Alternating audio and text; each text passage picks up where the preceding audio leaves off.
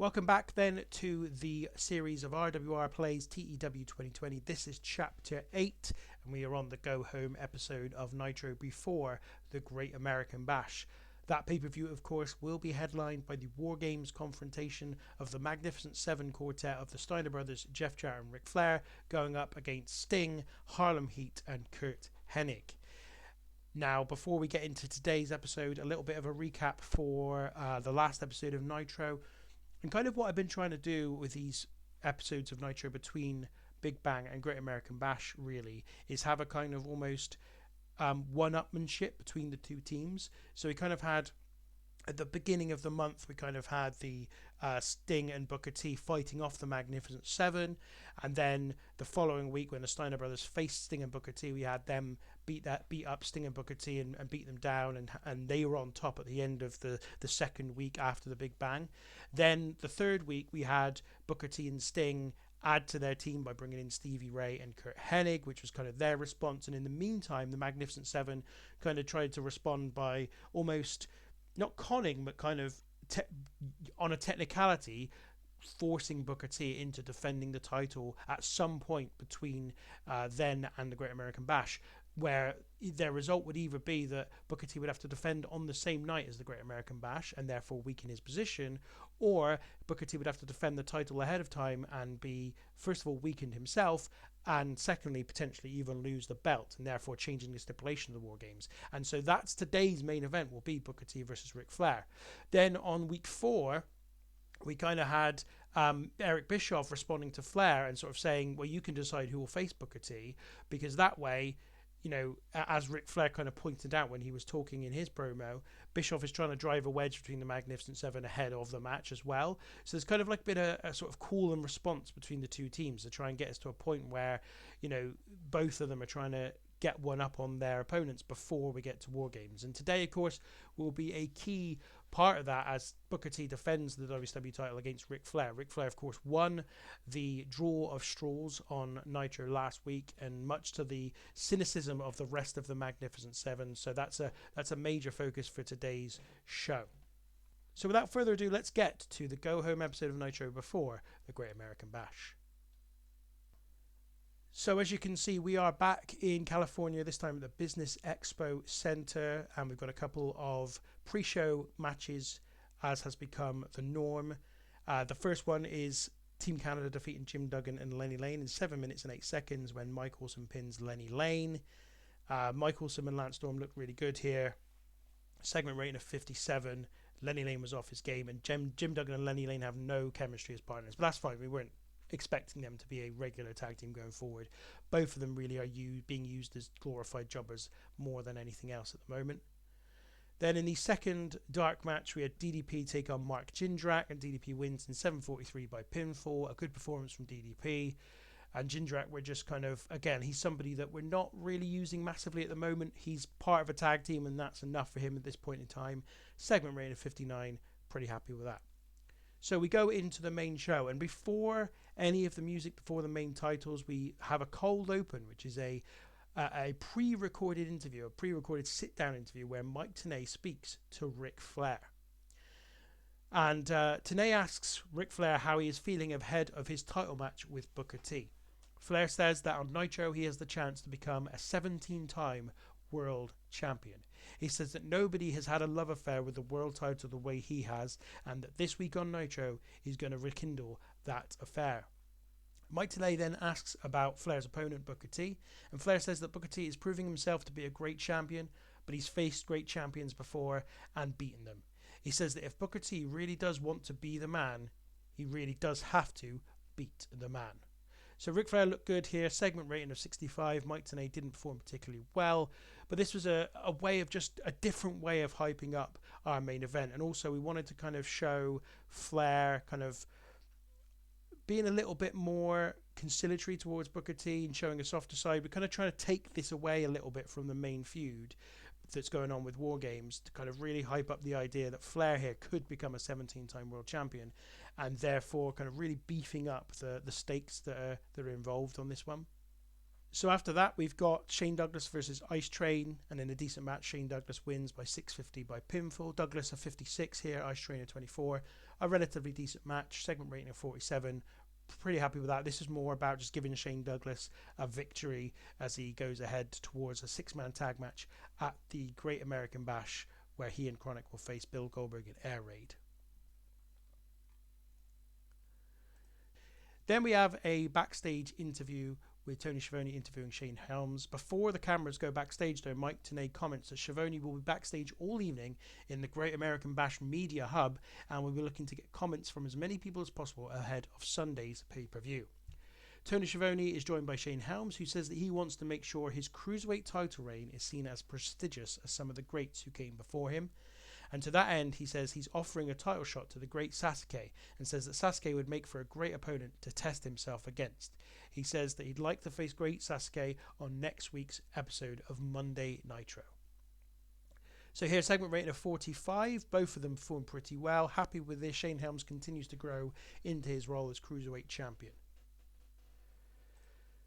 Match number 2 sees Chronic versus Air Raid. This is a match that was made as a consequence when Air Raid actually requested it after Chronic cost them their match against 3 Count last week. And in a major surprise, Air Raid defeat Chronic in 7 minutes 30 when AJ Styles pinned Brian Clark with a roll-up after Bill Goldberg ran out and speared Clark in the aisleway and then rolled him into the ring to allow AJ Styles to splash him and get the victory. So here we have Air Raid defeating Chronic with the help of Bill Goldberg. And segment rating of 41 here. Brian Clark and Brian Adams really good. To be honest, they've surprised me in terms of how decent they are in the game. And AJ Styles and Air Paris have improved a little bit as well with this one. So the secondary sort of parts of the Shane Douglas Bill Goldberg feud here, having a tag team match and Bill Goldberg helping Air Raid get a major surprise victory over Chronic. Next up, backstage, Tony Schiavone is joined by Hugh Morris. Schiavone asks him whether he has been at all affected by the mind games being played by Vampiro as of late. Morris says that he's not worried about Vampiro's mind games. Vampiro should be worried about his fist, because he's going to make sure it gets well acquainted with Vampiro's face at the Great American Bash. And it's confirmed as part of this segment that Vampiro and Hugh Morris will face off in a match at the Great American Bash. Segment rating of 41. This one lost us some heat on the Vampiro Hugh Morris story, but it keeps it going ahead of the pay-per-view on Sunday. Next, we have the next match in the women's title round robin.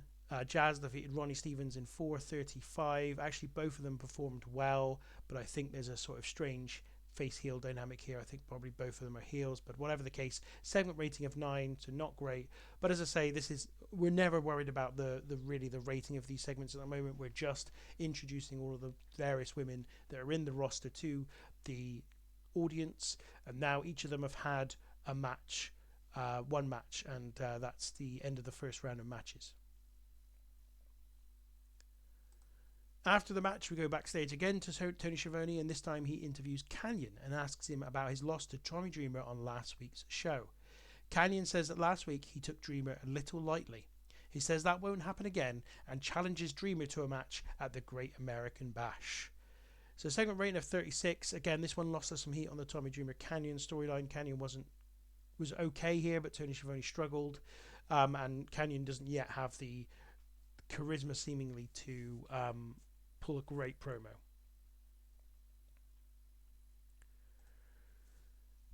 In the next match, Jason Jett takes on Elix Skipper, and Elix Skipper wins in 8:26 by pinfall. Both men a rating of 34 for an overall segment rating of 37. Nothing massive to mention here. But during the match, Mike Tenay says that he has received word that Tommy Dreamer has accepted the challenge put forth by Kanyon moments ago. After this match, Mike Tenay relays a message that he's getting word that there's an altercation take place where Tony Schiavone has been interviewing people all night. And when the cameras get back there, Mike Awesome and Kevin Nash are shouting at one another as officials and security try to keep them apart. Good segment this, 66, and the Team Canada Insiders feud continues with Mike Awesome obviously defending the US title against Kevin Nash at the Great American Bash. In our next match, Sting and Kurt Hennig team up against Road Warrior Animal and Jeff Jarrett. And in a bout that had fantastic heat and great wrestling, Sting and Kurt Hennig defeat Road Warrior Animal and Jeff Jarrett in 12:38 when Jeff Jarrett intentionally got disqualified while fighting Sting. So Jeff Jarrett gets in the ring after the it's clear that Sting and Hennig have the advantage as they out-wrestle their opponents, and with Hennig and Sting in control and looking likely to secure a victory, Jeff Jarrett grabs his guitar and smashes it over the head of Sting right in front of the ring, of the referee I should say, earning his team a disqualification. You can see here Sting was head and shoulders above everyone else. Road Warrior Animal was the weak link. Segment rating only 52, which is a real shame, especially when you consider Hennig was 60, Sting 75, Jarrett 65, Road Warrior Animal a massive pull on this rating for this match. After the match, Sting stays down and appears to be hurt pretty badly. He's then attended to EMTs who eventually apply a neck brace to Sting and carry him out of the arena on a stretcher. So Sting here selling, segment rating of 84. The crowd very, very concerned for Sting's welfare here as he is carried out on a stretcher just 6 days ahead of when he is supposed to lead his team into the War Games at the Great American Bash. After the match, we go backstage to Tony Schiavone again, and in his latest interview, he speaks to Rey Mysterio Jr. and Billy Kidman and asks them about their upcoming Cruiserweight Tag Team title defense against 3 Count at the Great American Bash. Kidman says that they can't underestimate 3 Count because they had to come through a tough field of opponents to get their title shot. Mysterio says he and Kidman are excited at the prospect of successfully defending their titles again at the Great American Bash. Not a great rating this, only 36. Tony Schiavone worked well, but Rey Mysterio and Billy Kidman were not good improvising their dialogue here. Anyway, segment rating here of 36 as we head towards their defense of the Cruiserweight Tag Team titles against 3 Count. So then after this, we have Lex Luger versus Chuck Palumbo, one of the couple of matches that were advertised ahead of the show, and in a decent bout, Lex Luger drew with Chuck Palumbo in 12 minutes and 16 seconds following a double disqualification as a consequence of Buff Bagwell and of Sean O'Haire, the respective opponents' partners, getting involved. Segment rating of 53. Luger was a 53, Palumbo just a 44, but there wasn't enough selling shown in the match, and both men were off their game as well, so came through some struggles this one, but ultimately not a bad segment rating of 53, and this one just continues the feud between the Totally Buff and Chuck Palumbo and Sean O'Haire, of course, that will come to a head at the Great American Bash when Totally Buff defend the tag titles against the former champions. The cameras go backstage to Tony Schiavone once more, and just before the main event he gets to speak to Ric Flair. Schiavone asks him how he feels so close to bell time, and Flair says he's done this 1,000 times. He's perfectly comfortable in this kind of a setting. And tonight he's told the Magnificent Seven to stay in the back because he wants to win his 17th World Championship all on his own. Segment rating of 59. Ric Flair did a masterful job of improvising interactions with the crowd. And this one obviously just continues the hype. What's to come next? Booker T versus Ric Flair for the WCW World Heavyweight Championship. In that match, Booker T defeats Ric Flair in 20 minutes and 36 seconds by pinfall, and Booker T makes defense number 2 of the WCW World Heavyweight Title. Segment rating of 68 here, though both were better than that in terms of their performance. Not sure what brought that down. I may need to have a look at the dirt sheet and see what cost us in terms of some of the penalised, what we got penalised for. There's a bit of low locker room morale which is affecting us at the moment, which is a concern, and the announcing quality was also penalised for the low experience between Jerry Lawler and Mike Tenay. And the segment rating was penalised due to a lack of an associated storyline, which isn't true, but the game obviously doesn't know that they're both involved in the War Games storyline. So anyway, 68 is fine, perfectly decent main event. Booker T retains the World Championship. After the match, Ric Flair reaches out his hand in respect for Booker T. Booker T shakes, but as they are stood in the middle of the ring, the big screen springs into life. It shows cameramen rushing to a location backstage, and when the camera gets there, it shows officials trying to tend to someone on the ground. As the scene becomes more clear, it's obvious that Stevie Ray is down, and there is concern for his back from those around him. Back in the ring, Booker pulls his hand away from Flair, though Flair looks just as surprised at the scene, and Booker runs to the back to be with his brother. The scene continues to be manic as Booker T arrives and the show fades to black. Segment rating of 59 here. Booker T and Ric Flair came across well, but Stevie Ray underperformed in the segment. So did Tony Schiavone. And yeah, segment Arena 59 to end the show. So there's to end the show, there are questions over Sting and Stevie Ray going into the War Games match in just 6 days' time, as Booker T and Kurt Hennig, along with Stevie Ray and Sting, will be taking on the Magnificent Seven Quartet. And that was a pretty decent show. Another one that's increased our popularity pretty much everywhere. An overall rating of 67.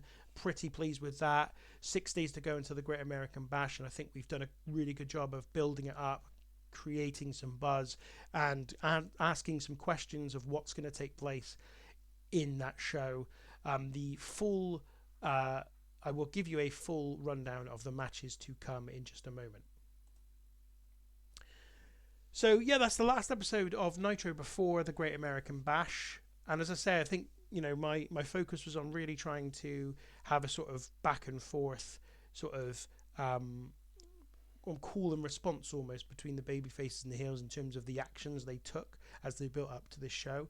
And now we've obviously got questions going into the show. What's going to happen? Is Sting going to be available? Is Stevie Ray going to be available? Are Sting's team massively now disadvantaged by the injuries they're carrying? Who attacked Stevie Ray? Really important part of kind of this whole storyline going into the Great American Bash. And what was Ric Flair's involvement, given that he seemed also surprised by what was taking place. Just in terms of other stuff that's going on, Match of the Year candidate again from WWE, so Steve Austin and The Undertaker for that on Raw. I mean, how are we supposed to compete with that? They did Hollywood Hogan and Kane against Chris Benoit and Chris Jericho, Kurt Angle versus Christopher Daniels, and Steve Austin versus The Undertaker, all on the same show. And that main event got 100 rating. So yeah, as I said before, we're a long way behind WWF in terms of, you know, being able to compete with them, and we're not trying to. We're just trying to keep WCW moving along and providing some interesting and enjoyable stories. One more bit of action before we go today. I want to run through the card to preview the Great American Bash. So here we go then. These are the main matches at the Great American Bash. We've got the War Games contest, which will see the Steiner brothers plus Ric Flair and Jeff Jarrett go up against Harlem Heat, Sting and Kurt Hennig. Vampiro will face Hugh Morris in their first match against one another. Totally Buff will be defending the WCW Tag Team titles against Sean O'Haire and Chuck Palumbo. Billy Kidman and Rey Mysterio Jr. will be defending the Cruiserweight Tag Team titles against 3 Count. Mike Awesome puts his US title on the line against Kevin Nash.